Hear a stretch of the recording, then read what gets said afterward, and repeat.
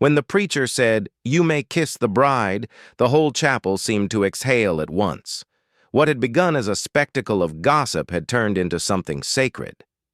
Luke Harlan bent gently, his hand steady on the arm of Clara Monroe's wheelchair, and kissed her like a man making a vow before heaven itself. For a moment, even the most hardened hearts in Willow Creek softened.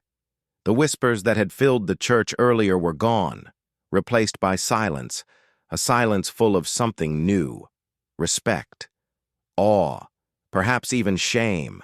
The bells tolled above them, their echoes spilling across the valley. Outside, sunlight poured down like blessing.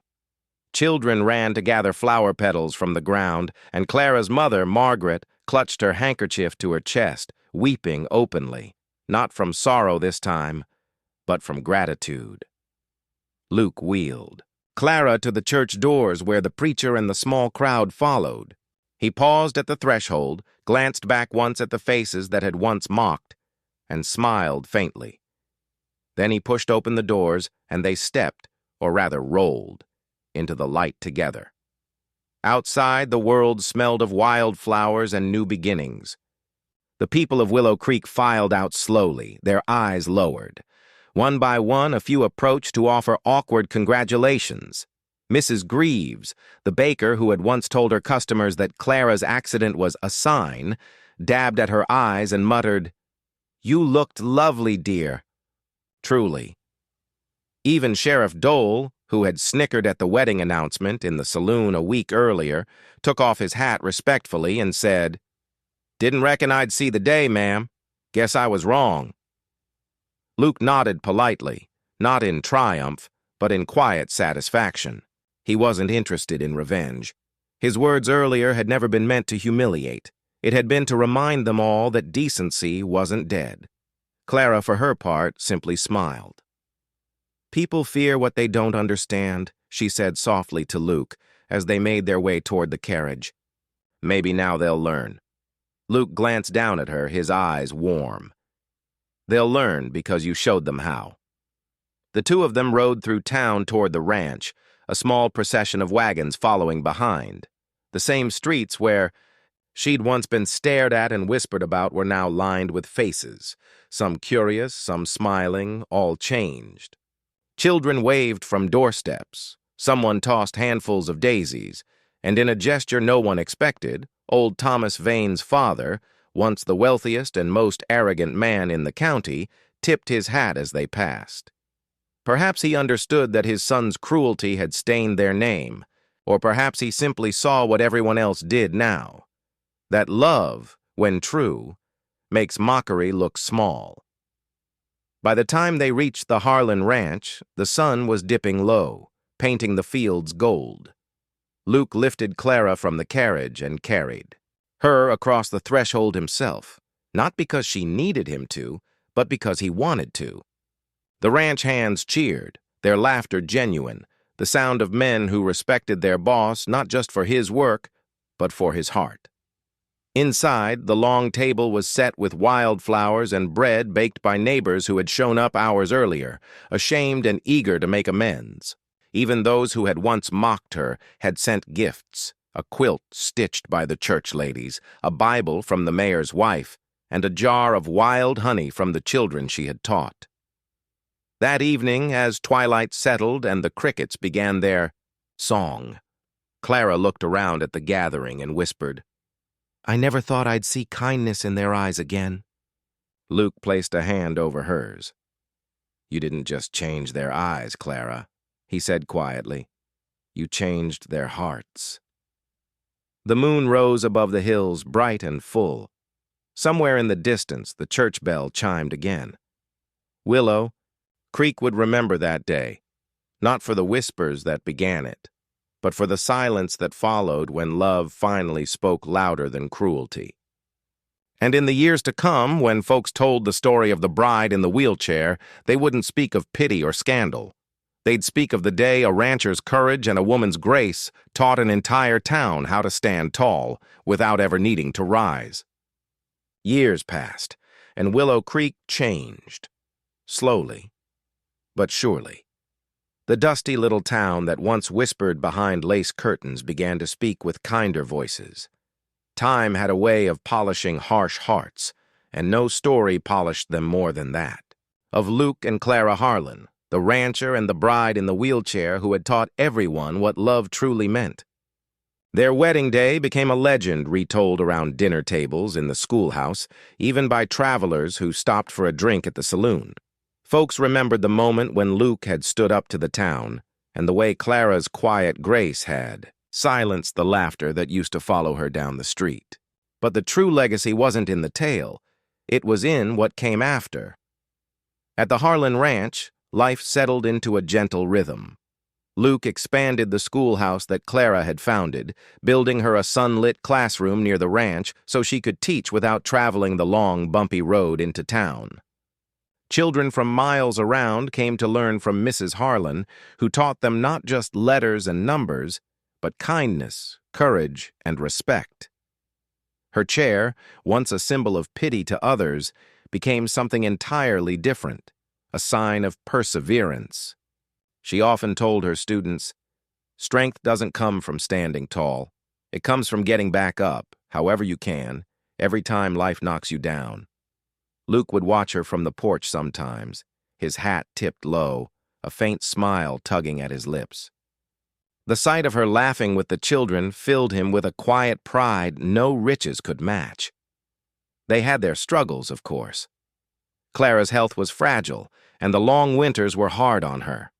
There were nights when pain kept her awake, and Luke would sit beside her, reading softly until dawn.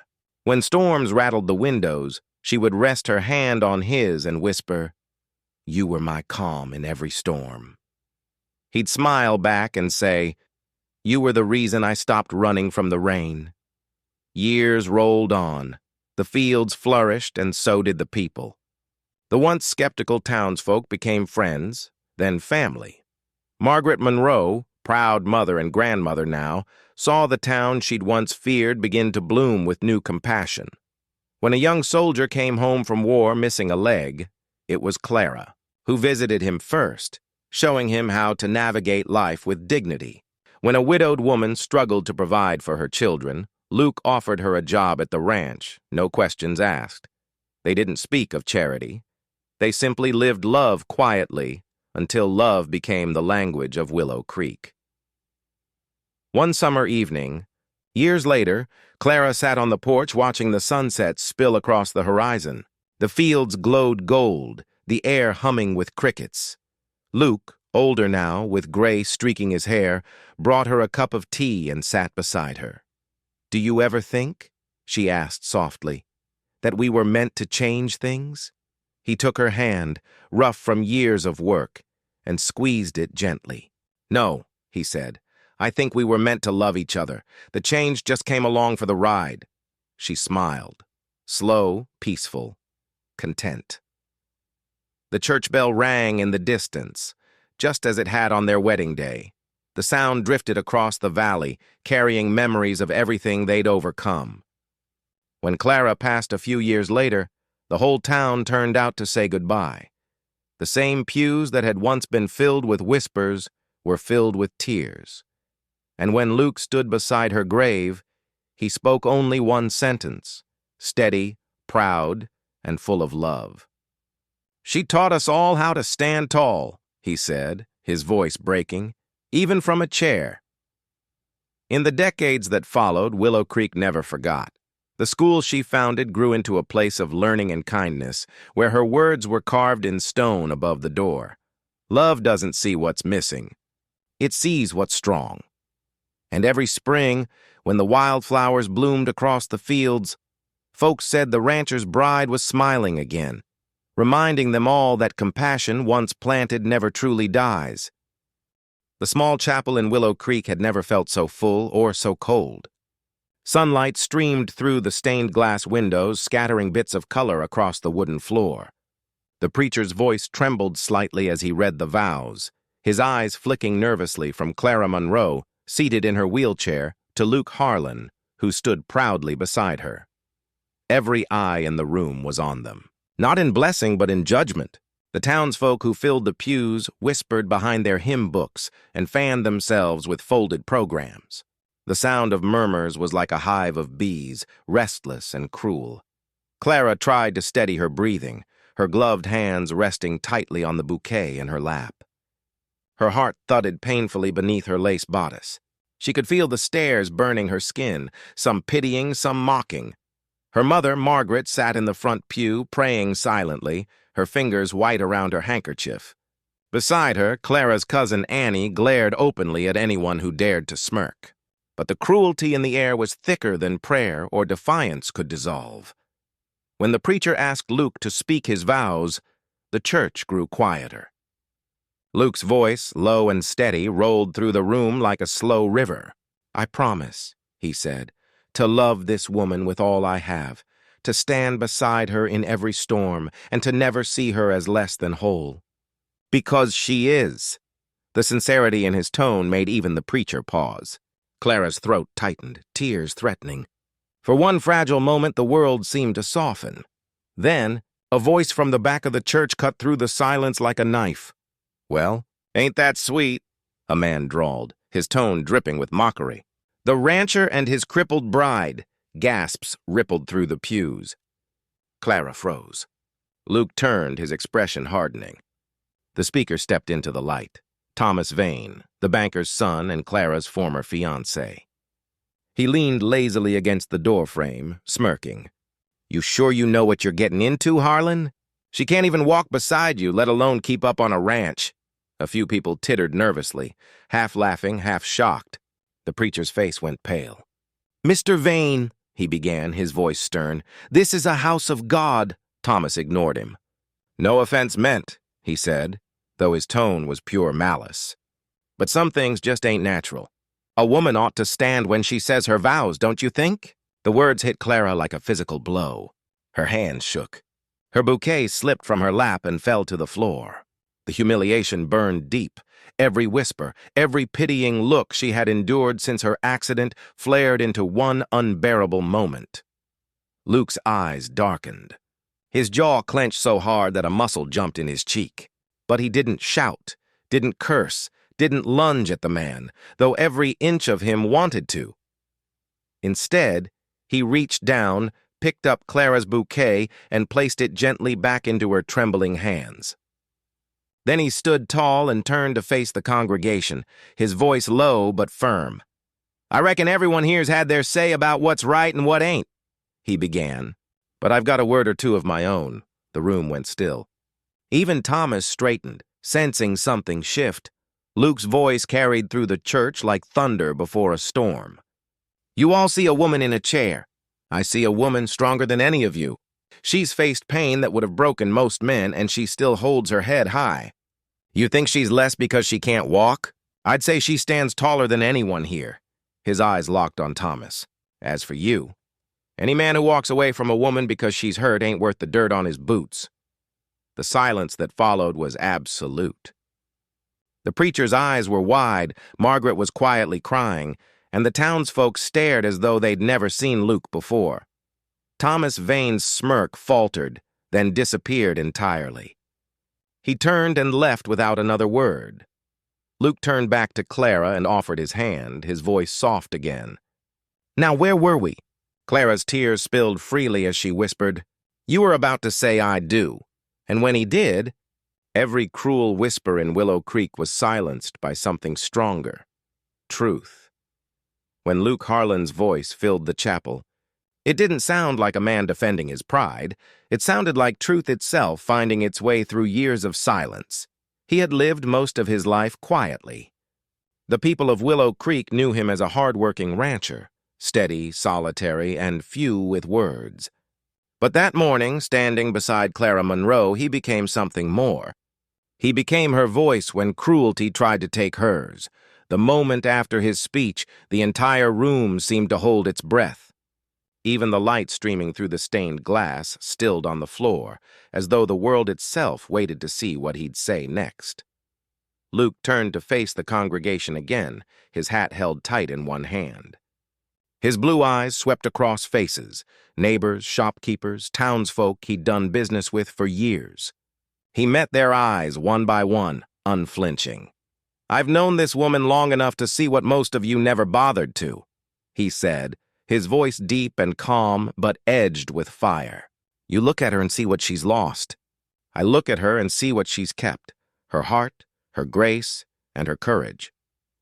A ripple of shame crossed a few faces in the crowd. The preacher glanced down at his Bible. Luke continued. "When she lost the use of her legs, she didn't sit down and quit. She built a school from scratch with her own 2 hands. She taught your children to read, your daughters to write their names. She gave this town more than most of us ever will. And this is how you repay her? By mocking her on the happiest day of her life." A murmur went through the pews. Uneasy, guilty. Even those who had laughed now looked away. Clara sat in her chair, her gloved hands clasped in her lap, her eyes shimmering with tears.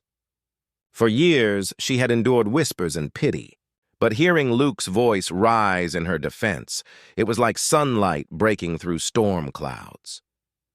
Her heart swelled with a strange mix of sorrow and pride. Luke took a slow breath and spoke again, softer this time. "I'm not a man of fancy words. I don't know much about the way people talk in town. But I know this. Love ain't about walking side by side. It's about carrying each other when the road turns rough. And if any of you can't understand that, then you don't know what love is." A quiet sob came from the front pew. Margaret Monroe covered her mouth, her tears falling freely now. Even the preacher seemed moved, his throat tight as he whispered, "Amen." Luke turned back to Clara then, his expression gentling, his voice dropping to something only she could hear. "You've been stronger than all of them, Clara. You've stood taller than anyone I know. I love you, not in spite of your scars, but because they show what you've survived." Clara couldn't speak. Her voice trembled in her throat, caught between laughter and tears. She simply reached up, and Luke bent down so she could touch his cheek. Her fingers brushed the rough stubble there, a small, tender gesture that said everything words couldn't. Then Luke turned back to the preacher. "Now, Reverend," he said, "if you don't mind, I'd like to finish what we started before someone else forgets how to behave."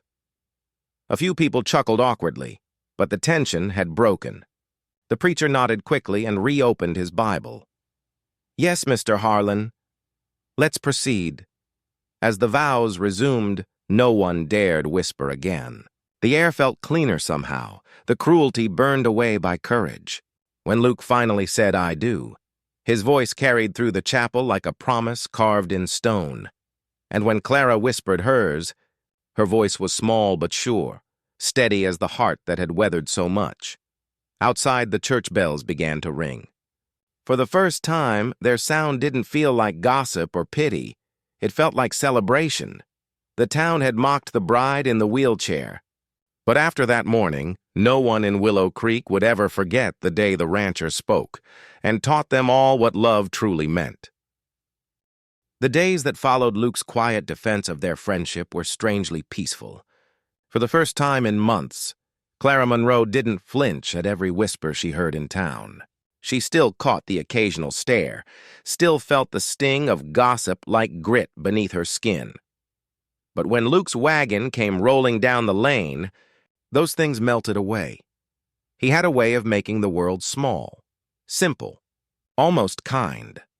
Spring melted into summer, and the fields outside Willow Creek rippled like gold under the sun.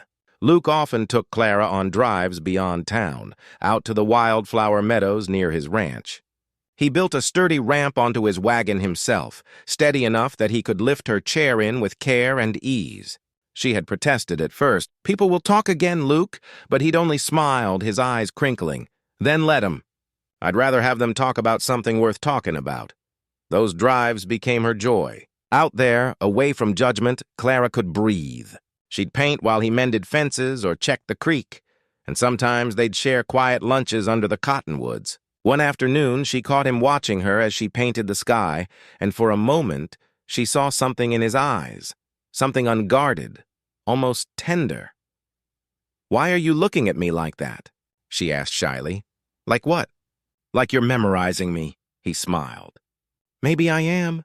The words made her blush, but she said nothing more. Her heart had grown wary of hope. Yet one evening, when the sun bled into the horizon and the first stars began to appear, Luke came to her porch with wildflowers in his hand, blue bonnets, daisies, and a single red rose that looked wildly out of place among them. He stood there a long moment, his hat in his hands, his voice quieter than usual. "Clara, there's something I've been meaning to say." Her mother, Margaret, glanced from the kitchen window, then quickly slipped away to give them privacy, her eyes glimmering with the faintest smile. Luke took a breath. "I've thought about this every which way I can. About what people say, what they think, what they'll keep saying long after we're gone. But truth is, none of it matters. Not to me." She felt her pulse quicken. "Luke," he went down on one knee, an act so natural, so earnest, that she forgot to breathe. "You've spent too long letting other folks decide what you deserve," he said softly. "But you deserve more than their pity. You deserve a man who'll fight beside you, not look down on you. I ain't much, Clara, but I'll give you everything I have if you'll let me." In his calloused hand gleamed a small silver ring. Not new, not fancy, just simple and honest like him. Tears welled in her eyes. "Luke, you don't have to—" "I know I don't have to," he interrupted gently. "I want to." Her hands shook as she reached for his. The world seemed to fall away, the gossip, the pity, the years of loneliness. Only his steady eyes held her. "But what about the town?" she whispered. "They'll never let us be." He smiled faintly. "Then we'll give them something worth talking about." For a long moment she said nothing. Then, through her tears, she whispered, "Yes." The word was so soft it might have been mistaken for the wind, but Luke heard it clear as a church bell. He slipped the ring on her finger, his rough thumb brushing her skin with surprising gentleness. "You just made me the happiest fool in the county," he murmured. Margaret appeared at the door, her face wet with tears, and pulled her daughter close. "He's a good man," she whispered. Clara nodded, still trembling, still smiling. "I know, Mama. I know." That night, as she lay awake staring at the stars through her window, Clara felt something she hadn't felt in years: peace. For once, she wasn't afraid of the road ahead, because for the first time since the fall, she wouldn't have to travel it alone. The morning of Clara Monroe's wedding dawned bright and mercilessly clear, the kind of day when even the sun seemed to watch. The wind carried the smell of summer grass and wild sage as the little town of Willow Creek stirred awake, already buzzing with whispers. Word of the wedding had spread fast, the crippled schoolteacher marrying the rancher. Some spoke it with surprise, others with scorn. A few even pretended kindness, masking their curiosity behind smiles that didn't reach their eyes. By the time the chapel bell was polished and the preacher arrived, nearly the whole town had gathered. Not all as guests, but as spectators. Inside the Monroe cottage, Clara sat before her small mirror, dressed in lace her mother had mended by candlelight. Her gown wasn't new. It was the same one she'd once dreamed of wearing years ago before the accident. But her mother had altered it carefully, adding long sleeves and a high neckline trimmed with pearls. "You look beautiful," Margaret Monroe whispered, fastening the veil. Her eyes were wet with pride and worry. Clara forced a smile. "Do I look like a bride or a ghost?" "Like a blessing," her mother said firmly. But when Clara glanced at herself, pale skin, trembling hands, the folds of white pooling around the wheels of her chair, she wasn't sure she believed it. Outside, Luke Harlan stood by the chapel steps, his best suit pressed, his hat clutched to his chest. He was calm, or at least he looked it, but his heart beat hard beneath his shirt. He'd faced stampedes, droughts, and loneliness, but never this kind of trial, the judgment of a town that didn't understand love without pity. When Clara's carriage appeared at the edge of the road, the murmurs began immediately. Women leaned toward each other. Men shook their heads. "She's actually doing it," someone muttered. "He must have lost his mind," another replied. "She should have spared him the shame." Luke heard it all. His jaw tightened, but he said nothing. He simply adjusted his tie, squared his shoulders, and walked down to meet her. Clara was helped from the carriage by her cousin Annie, who arranged her veil and straightened the hem of her gown. For a moment, the two women held hands, their eyes meeting in silent courage. Then Clara looked up at the crowd. The whispers cut sharper than she'd imagined. She could feel them, eyes darting to the chair, to her limp skirt, to her trembling hands. Her throat went dry. But when Luke stepped forward, everything else faded. He knelt beside her, his eyes soft. "You ready, sweetheart?" She nodded. "As I'll ever be." He offered his arm, not to guide her, but to walk beside her as she wheeled slowly toward the church doors. The sound of the wheels on the wooden floorboards echoed like a drumbeat, steady and strong. Inside, the small chapel glowed with morning light filtering through the stained glass. The preacher cleared his throat nervously, as though unsure whether he was performing a wedding or a scandal. Luke stood tall beside Clara, his hand resting gently on her shoulder. She could feel his warmth through the lace. His steadiness grounded her, reminded her that love wasn't about standing or walking, it was about choosing. The murmurs still rippled through the pews. Thomas Vane, her former fiancé, sat near the back, his expression unreadable. The banker's son, who had once promised her forever, now smirked as if watching a play. Clara caught sight of him and felt her stomach twist. But before fear could take root, Luke's thumb brushed her hand, one small gesture that told her everything she needed to know. "You're not alone." When the preacher began the vows, Clara tried to focus on his words, but the tension in the room was thick as smoke. She could almost feel the townspeople's judgment pressing against her like a weight. Still, she whispered her vows with trembling lips, her voice quiet but clear. And when it came time for Luke's turn, his voice didn't waver once, yet deep down, she sensed something building, something unspoken in Luke's silence. A storm behind his calm, because love might be gentle, but Luke Harlan's love was also fierce. And soon, when the town's cruelty crossed its line, that quiet rancher would finally speak. The first time Luke Harlan saw Clara Monroe, he didn't see the wheelchair. It was a quiet morning in late spring, the kind where the sky over Willow Creek was the color of pale glass and the wind smelled of dust and lilac. Luke had ridden into town for supplies, flour, nails, a new length of rope, nothing unusual. He was a man of few words and simple habits, the kind who lived more in his silence than in conversation. Folks knew him as the rancher who kept to himself, worked hard, and didn't bother with gossip or town politics. He'd lost his wife years ago to fever, and since then, solitude had been his only company. The wide-open plains didn't ask questions. The cattle didn't talk. That suited Luke just fine, until that morning. He tied his horse outside the general store and stepped inside, nodding politely to Mr. Abbott, the shopkeeper. The bell over the door jingled softly, and he caught sight of her near the window, a woman sitting in a chair with wheels, sunlight falling over her shoulders like a blessing. She was sketching something in a small pad balanced on her lap, her face calm, lost in thought. At first, Luke didn't recognize her. It was only when she looked up and smiled, soft, polite, guarded, that he realized she was Clara Monroe.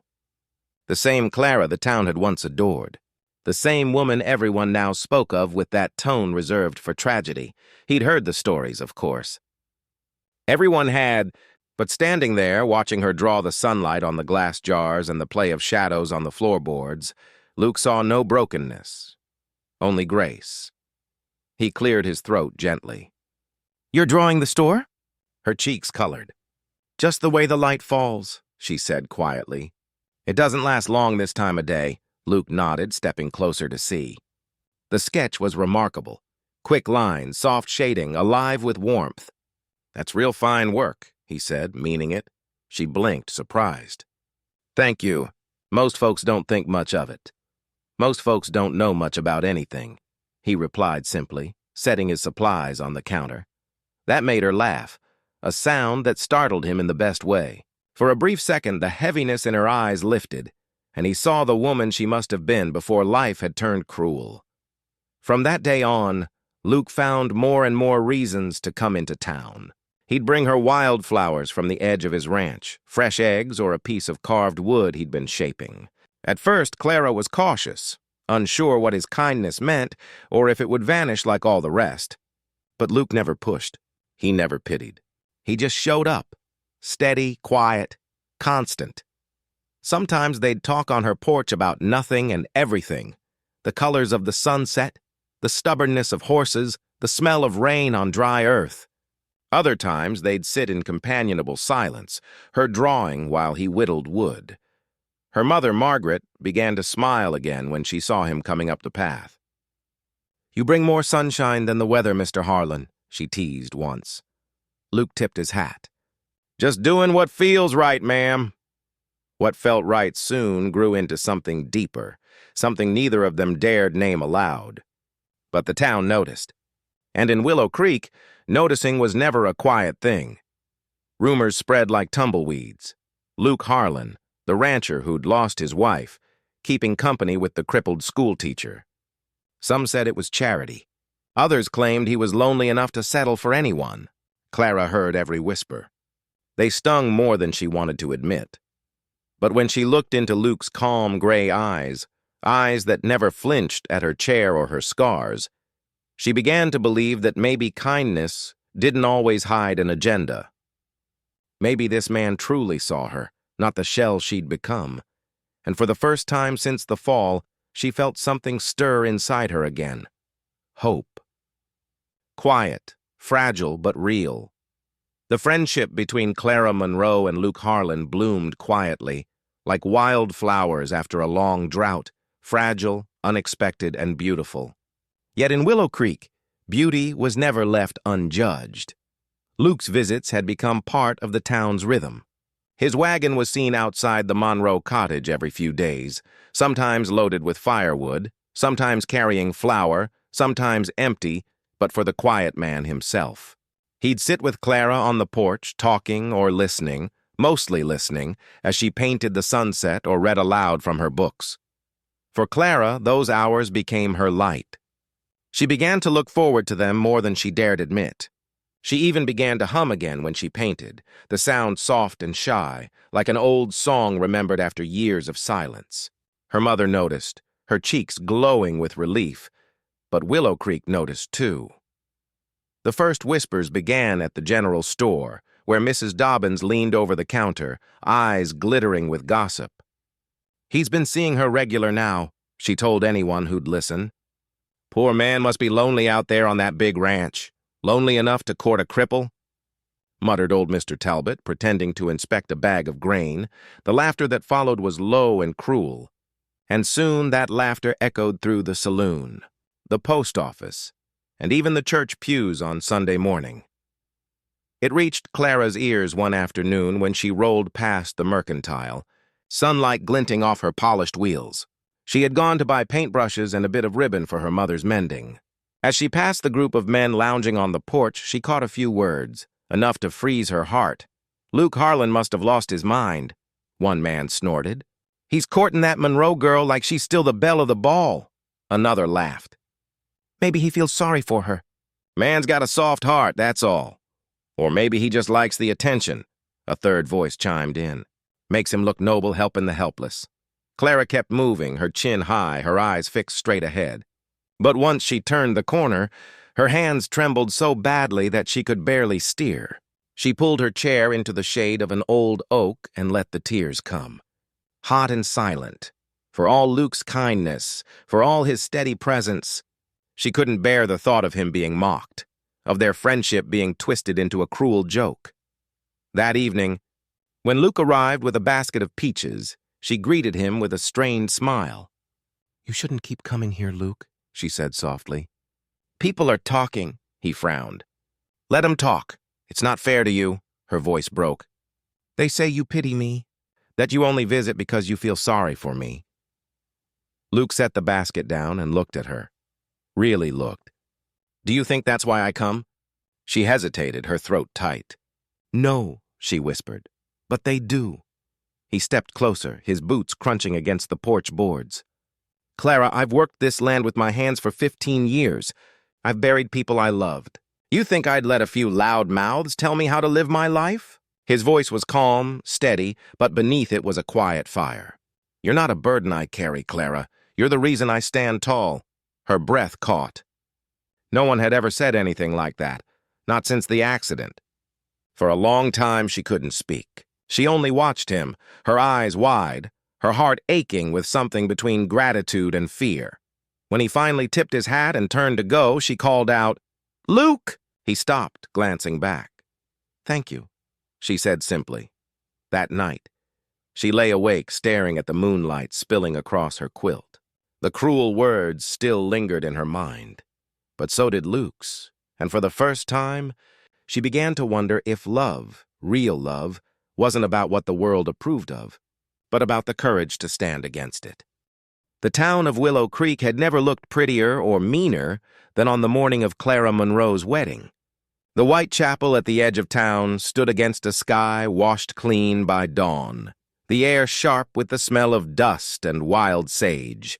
The bell hadn't rung yet, but already a crowd had gathered on the church steps, drawn less by joy than by curiosity. They came in Sunday best, with parasols and pressed hats, whispering behind gloved hands. "She's really going through with it?" hissed Mrs. Dobbins, who ran the dress shop. "Imagine, rolling down the aisle in that thing." That thing was Clara's wheelchair, polished to a shine and adorned with small white roses by her mother earlier that morning. Clara sat quietly inside the carriage that brought her from their small cottage to the church, her hands twisting a lace handkerchief in her lap. Through the open window she could hear them, every whisper, every snicker.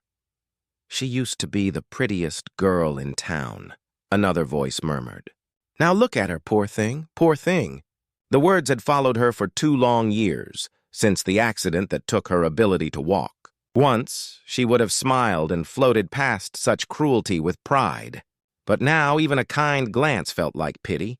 Her mother, Margaret Monroe, adjusted the lace veil over her hair. "Don't listen to them, Clara. People will talk no matter what you do."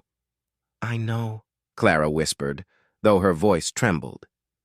"But today I wish they wouldn't." The driver opened the carriage door and sunlight spilled in, gold and unforgiving. Clara's cousin Annie came forward, helping guide her chair down the small ramp they had built just for this day. The white of her dress gleamed in the light, simple and pure, but her heart pounded as if she were facing a trial, not a wedding. The moment she appeared, the crowd's whispers grew louder. "She can't even stand beside him," someone said softly, but not softly enough. Inside the chapel, Luke Harlan waited near the altar, tall, broad-shouldered, his hat held respectfully at his side.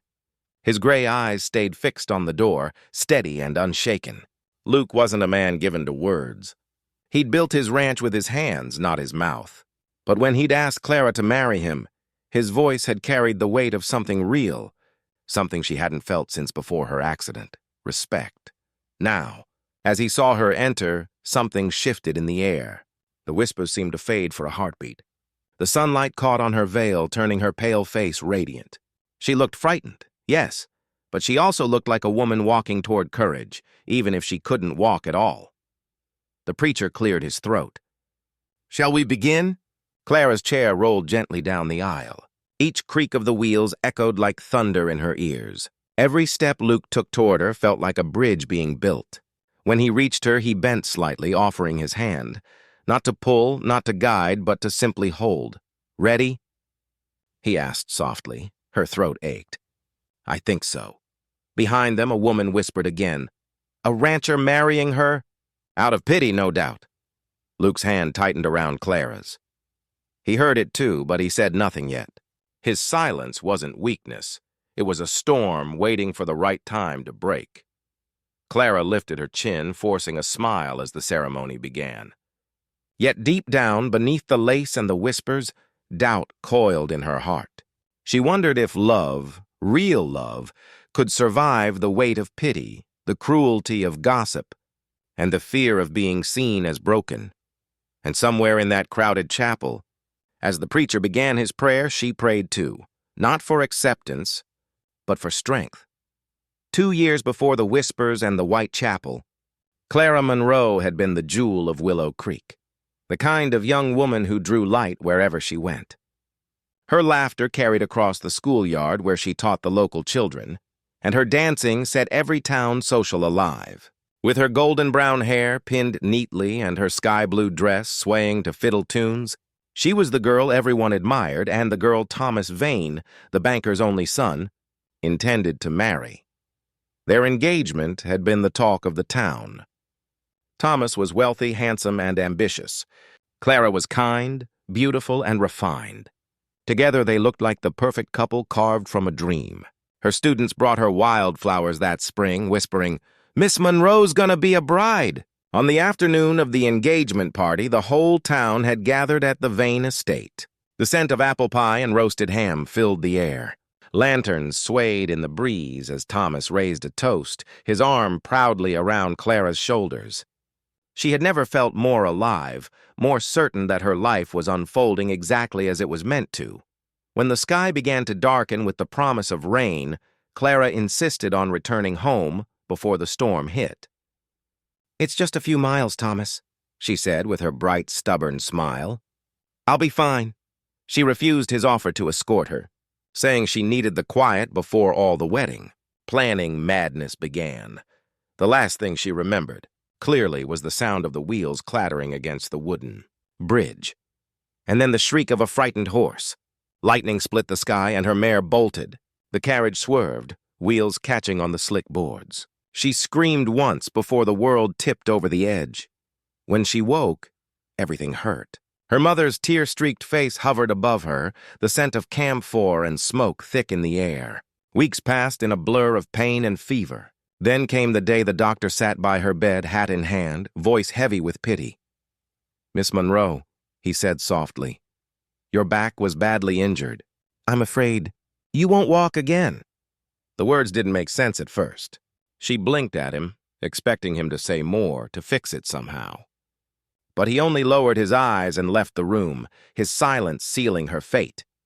When Thomas finally visited, his expression was strained, eyes darting, hands restless. He stayed only a few minutes, speaking in empty reassurances. She tried to smile for him, to pretend the world hadn't shattered. But when she asked if their wedding plans would change, his face went pale. "Clara," he began, voice trembling, "I'll always care for you. But this changes things. You deserve someone who can take proper care of you." She stared at him, the meaning sinking like a stone in her chest. He left before she could answer, and she never saw him again. From that day on, the light in her eyes dimmed. The town's sympathy quickly turned sour, pity wrapped in gossip. The same women who once envied her beauty now whispered about the poor crippled girl. Children stared when she rolled past in her chair. Months turned into a year. Her mother did her best to keep her spirits alive, bringing her paints, brushes, and canvases. Slowly, Clara began to sketch again. The hills, the wildflowers, the faces of children she once taught. Art became her way back to herself, the only place her spirit could still stand tall. But even in her quiet days, she could feel the town's eyes on her. And though she didn't know it yet, fate was already setting another story in motion. One that would bring a quiet rancher into her life and challenge every cruel whisper that had ever been spoken in Willow Creek.